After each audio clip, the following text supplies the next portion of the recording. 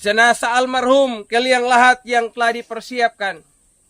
Sebagai orang yang percaya, marilah kita sama-sama mendengarkan kebenaran firman Tuhan yang terdapat di dalam Injil Yohanes pasal 11 ayatnya yang ke-25 dan ayatnya yang ke-26. Demikian bunyi firman Tuhan. Jawab Yesus, "Akulah kebangkitan dan hidup. Barang siapa percaya kepadaku, ia akan hidup walaupun ia sudah mati. Dan setiap orang yang hidup dan yang percaya kepadaku tidak akan mati selama-lamanya. Percayakah engkau akan hal ini?" Bapak, Ibu, Saudara yang saya kasihi dalam Tuhan, dari kebenaran yang kita baca, saya ingin memberikan tema yaitu dalam Yesus ada kepastian. Dalam Yesus ada kepastian. Di dunia ini kita sering kali mendengarkan istilah PHP, pemberi harapan palsu. Tapi bisa juga kita katakan pemberi harapan pasti. Pemberi harapan palsu. Ada banyak orang yang menjanjikan tetapi tidak menepatinya. Dan sore hari ini, Yesus adalah pemberi harapan yang pasti. Mengapa Yesus memberikan pengharapan yang pasti?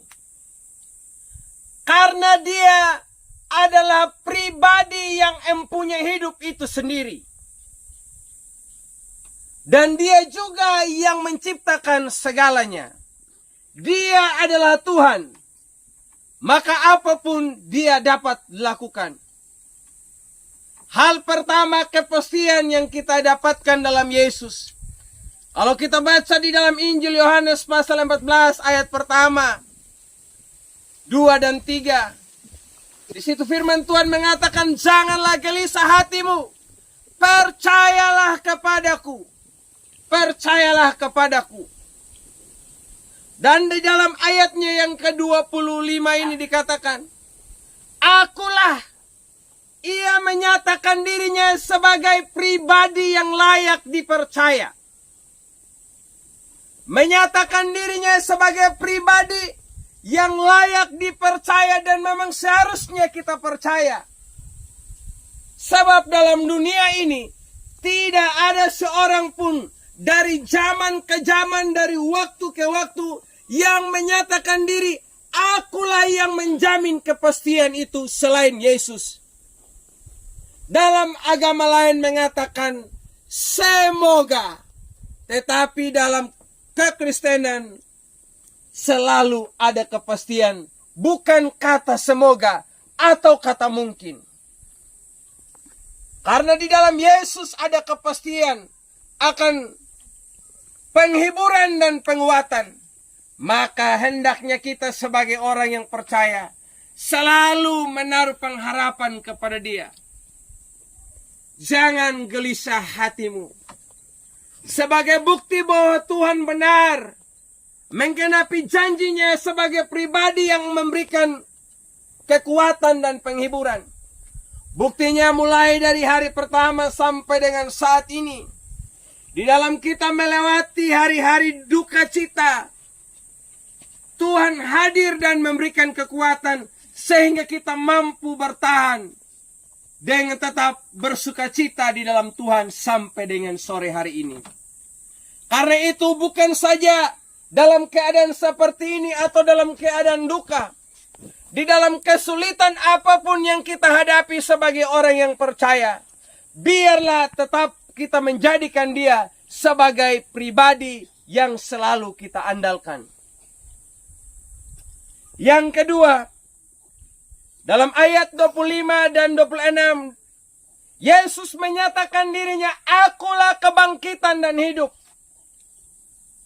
Kata-kata ini bukan hanya sekedar pengakuan yang keluar dari bibir Tuhan Yesus, tetapi itu menyatakan pribadinya sebagai Allah, di mana ketika Ia mati dikuburkan, pada hari yang ketiga ia benar bangkit dari antara orang mati, hidup dan naik ke sorga.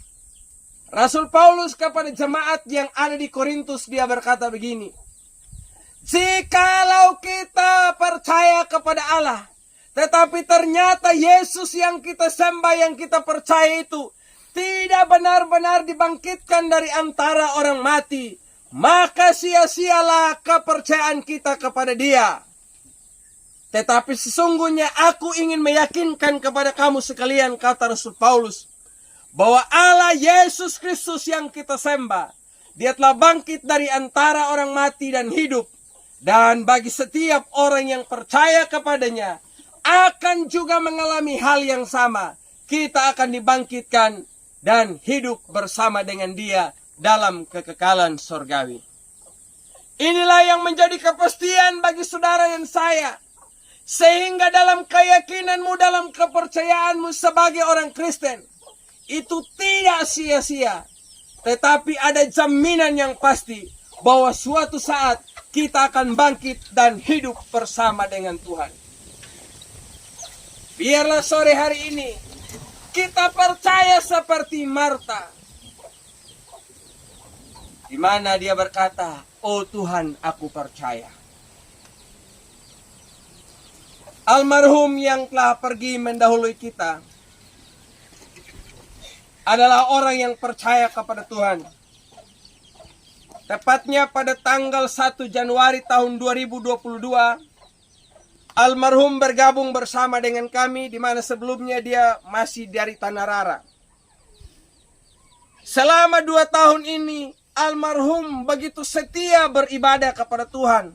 Dan dalam segala kegiatan apapun yang kami lakukan dalam gereja, ia begitu setia dan merupakan orang pertama yang membangkitkan semangat kami untuk bekerja di ladang Tuhan.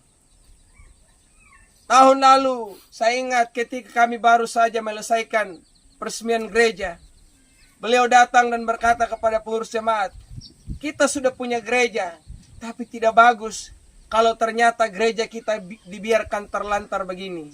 Kita harus bikin pagarnya. Dan kita akhirnya bikin pagar gereja. Itu merupakan kenangan yang kami ingat ketika bersama dengan beliau.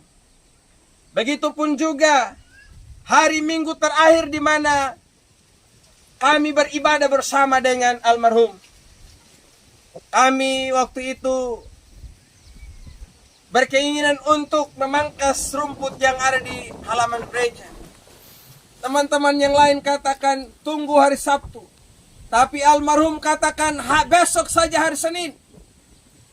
Dan akhirnya kami sepakat dengan apa yang menjadi keinginan dari almarhum. Hari Senin kami potong rumput di halaman gereja. Hari Selasa, hari Senin sore itu almarhum berangkat ke SP1. Dan hari Selasa, pada waktu kami menantikan tim dari Jakarta untuk survei gereja di SP1, beliau ada di sana. Tepatnya pada sudah sekitar jam 6:30 malam. Baku bele ngapu tak kaluru. Ternyata saya lihat di gereja itu tidak ada seorang pun yang menunggu. Lalu saya masuk dalam gereja untuk menyalakan lampu. Tiba-tiba almarhum datang. Kami ketemu di jalan. Dan saya tanya, Bapak hendak kemana? Beliau katakan, saya mau ke gereja. Saya lihat sepertinya ada orang yang masuk dalam gereja untuk menyalakan lampu. Saya ingin cek siapa itu. Dan saya katakan, nyungga madum Bapak mau pelurin lampu kawai. Kalau begitu sekarang biar kita sama-sama di rumahnya Om Bapak Yadi untuk kita tunggu tim di sana. Sampai di sana Bapak Ibu masih cerita. Senang, kita masih makan. Dan waktu mungkin sekitar 10:30 akhirnya kami pulang Bapak Ibu. Dan sebelum pulang saya masih bilang, Ama, hubungan dat pelaku rudung. Bisa kat sama-sama dia onggonya. Dan beliau pun juga mengatakan bersedia untuk bersama dengan saya. Di sepanjang perjalanan itu kami bercerita. Cerita tentang air yang mereka sedang kerjakan di SP1. Cerita juga tentang anaknya Bapak Ucan. Cerita juga tentang kebunnya. Cerita juga bagaimana untuk gereja. Nah, ketika kami sudah sampai di rumah, beliau bilang kepada saya, "Harum pandit lakhang budin, namun yaw may umang nu. Jadi kita harus jalan pagi-pagi." Saya mengatakan, "Siap Bapak, jam 6 lewat kita harus pulang." Dan waktu almarhum turun, beliau tanya sama saya, "Harum pandita, nyung kama tomo konyum atau nyum matoma kanyung kayohon?" Saya bilang, "Biar saya saja yang matoma konyum bapong." Nah, akhirnya saya pulang istirahat. Almarhum juga pulang tidur. Masih sempat cerita dengan mama lebih kumpul. Pagi-pagi Bapak Ibu bangun. Saya pergi jam 6 lewat. Saya bel-bel di jalan. Luhnek anugran. Ngamu ina papaum mo nang. Saya bilang, "Paum ngunyan bok murim." Anugerah karena memang dia tidak tahu tadi malam kami masih sama-sama dari SP1 bilang, "Hulur hidung le SP1 wan." Saya bilang, "Hakria mama kamodong, lu abud kotariong." Akhirnya dia pergi cari, dan saya suruh dia pergi cari di rumah di Lumadai. Dia katakan, "Daku itayon." Sudah itu lagi datanglah Alen. Saya juga menyuruh hal yang sama dan Alen katakan, "Di andaku itayon." Saya pikir almarhum pergi mandi. Saya turun ke jembatan. Dan ternyata saya tidak lihat di sungai. Akhirnya saya pulang lanjut ke SP1. Ketika saya pulang dari SP1, lanjut SP3 sampai Pambapang, utaka beli ke rumah, tiba-tiba luanay ke ama yun. Ay, pandita, karena SMS arnya na ay ni Bapak Ucan nuang gono ba haluput na naama murim mo na. Ay, katuno ba pa biar sudah kita jalan di sana. Laku manya Bapak Ibu huwano lauman. Ternyata ketika sampai di situ Bapak Ibu, kanabong na niya kalau wow tempat tidur na. Akhirnya saya dengan Bapak dan bok na ramsusan luar, kita bilang, "Ato na may katadendi, tawot sila kahiling." Itu sudah muntah, sudah buang air besar Bapak Ibu. Kami angkat dan tempatkan dia di atas tempat tidur. Kami berupaya dengan segala cara untuk bisa berbicara. Mama juga memberikan air gula, tapi hanya beberapa tegukan saja yang dia bisa nikmati.